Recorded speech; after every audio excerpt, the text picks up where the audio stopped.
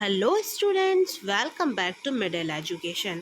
Students, ये video class 9th के बच्चों के लिए है और उनके लिए अब मैं लेकर आ गई हूँ आपके सेकंड पेपर का वीडियो, जो कि आपका संस्कृत सब्जेक्ट का होने वाला है।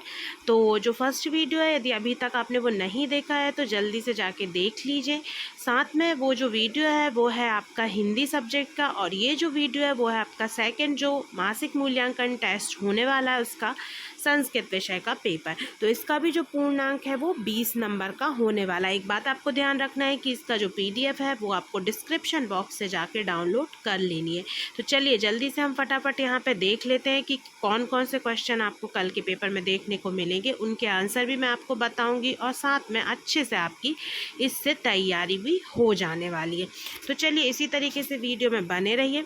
यहाँ पे हम देखेंगे कि जो निर्देश दिए हुए हैं वो दिए हैं कि आपको सभी प्रश्नों को हल करना अनिवार्य है और साथ में जो प्रश्न है उनके सामने अंक दिए हुए हैं। अब हम आगे बढ़ेंगे, देखेंगे कि यहाँ पे आपको उचित विकल्प का चुनाव करना है।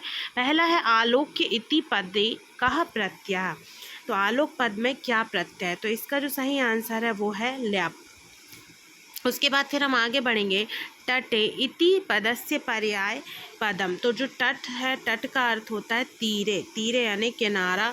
ठीक है, तट का अर्थ भी किनारा होता है और तीरे का अर्थ भी किनारा होता है। ठीक है, नदी या फिर किसी भी जो जल स्रोत है उसके लिए ये शब्द का उपयोग किया जाता है। फिर है आकर्ण्य इति पदे कः उपसर्गा। तो इसका हो जाएगा उत्तर जो है वो सही आपका हो जाएगा आ। ठीक है, उसके बाद फिर हम आगे बढ़ेंगे, देखेंगे प्रश्न क्रमांक 2। इसमें भी एक एक नंबर के आपके 3 रिक्त स्थान आपको देखने के लिए मिलेंगे। तो यहाँ पे रिक्त स्थानों की आपको पूर्ति करना है। पहला है कवि खाली स्थान संबोध्यति। तो इसका सही आंसर हो जाएगा कवि जो है वो वाणी संबोध्यति। ठीक है, उसके बाद वाणी, देखिए वीणा में कंफ्यूज मत हुई क्योंकि यहाँ पे कोई संगीतकार की बात नहीं। वाणी, वाणी जो है वो कवि का मेन संबोधन जो है वो कवि वाणी के द्वारा करता है। फिर उसके बाद दूसरा है प्राचीनम इति पदस्य विलोम पदम खालिस्थान अस्ति। तो प्राचीनम का जो हो जाएगा वो हो जाएगा नवीनम। ठीक है, नवीन यानी नया, प्राचीन यानी पुराना। फिर उसके बाद हम देखेंगे थर्ड नंबर का जो है वो है वहति खालिस्थान सनीरे समीरे। तो इसका जो हो जाएगा मंद मंदम। इसका जो सही उत्तर हो जाएगा वो हो जाएगा मंद मंदम। ठीक है, उसके बाद आपको यहाँ सही जोड़ी में देखना है। ये 4 अंक की है, एक एक नंबर की सही जोड़ी है। तो भ्रमराणाम, इसका जो हो जाएगा वो हो जाएगा अलीनाम। फिर है गीतिम, तो गीतिम का हो जाएगा मृदुम।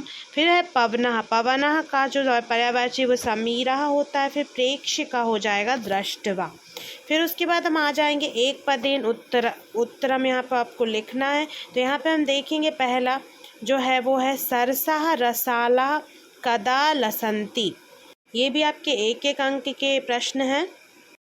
तो इसका जो उत्तर है वो पहले का हो जाएगा बसंते, सरसा रसाला बसंते लसंती। दूसरा प्रश्न है कीदृशीं वीणां निनादयितुं प्रार्थयति। तो इसका जो उत्तर है वो हो जाएगा नवीनाम। फिर है कवि काम वादयितुं वाणीं प्रार्थयति। तो इसका उत्तर हो जाएगा वीणाम। फिर उसके बाद अंतिम हम देखेंगे काकली इति गीत संग्रह केन लिखितम। तो इसका जो उत्तर है वो हो जाएगा जानकी वल्लभ शास्त्री, इन्होंने लिखा था गीत संग्रह।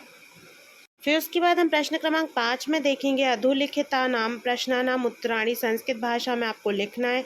जो एक पदेन थे वो 1 अंक का एक प्रश्न था, ये 2 अंक का एक प्रश्न है। ठीक है, आपको यहाँ पे क्या करना है, कोई 2 करना है। तो यहाँ पहला प्रश्न है सलिलम तव वीणामाकर्ण्य कथम उच्चलेत। ठीक है, तो इसका उत्तर जो होगा वो ये इसका उत्तर होगा। आप स्क्रीनशॉट ले सकते हैं। सलिलम तव वीणामाकर्ण्य लतानाम नितान्ते सोमे शांतिशीलम चलते नदीनां कांत सलिलम सलिलम उच्चलेत। फिर सेकंड वाला देखें कवि वाणीम किम कथयति। तो इसका उत्तर हो जाएगा कवि वीणा पाणिम वाणी शति इति कथयति। कवि वीणा पाणिम वाणी इति कथयति। फिर हम उसके बाद देखेंगे बसंते किम भवति।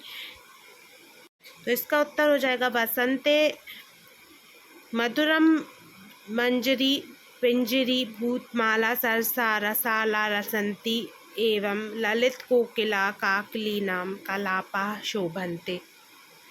उसके बाद चौथा अंतिम प्रश्न है वसंती कीदृशा रसाला लसंती। तो इसका हो जाएगा सरसा। ठीक है, कीदृशा की जगह आपको सरसा लिखना है बस, बाकी पूरा का पूरा वैसा ही रहेगा।